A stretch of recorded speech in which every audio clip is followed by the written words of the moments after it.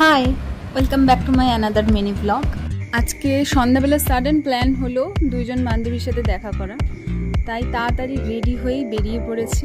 খুব এক্সাইটেডও ছিলাম। সেরকম কোনো এক্সাক্ট প্ল্যান ছিল না কোথায় যাব কি খাবো, তবে হ্যাঁ কোনো একটা ফাঁকা ধাবা বা রেস্টুরেন্ট কোথাও যাওয়ার ইচ্ছা ছিল, কারণ মেয়েরা এক জায়গা হওয়া মানেই গসিপ মাস্ট।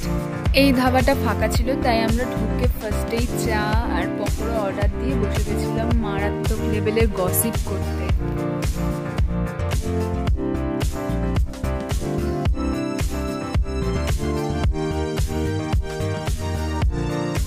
গসিপ খাওয়া দাওয়া সব শেষ করে আমরা গোলবাজারের উদ্দেশ্যে বেরিয়ে গেলাম। আমাদের বাড়ির কাছেই একটা বাজার আছে, সম্পূর্ণ গোল, তাই এর নাম গোলবাজার। তারপর আর কি খাওয়া দাওয়া গসিপ সব শেষ করে যে যার বাড়ির উদ্দেশ্যে রওনা দিলাম। Tata bye. ইনি হলেন ব্রুনো। আমি কোথাও বেরোলে অধীর আগ্রহে বসে থাকে কতক্ষণে আসবো। একে আদর না করলে আমার দিন শুরু শেষ কোনোটাই সম্পূর্ণ হয় না। যাক, সম্পূর্ণ ভিডিওটা কেমন লাগলো অবশ্যই জানিও। ভালো লাগলে লাইক কমেন্ট শেয়ার করো। Till then by.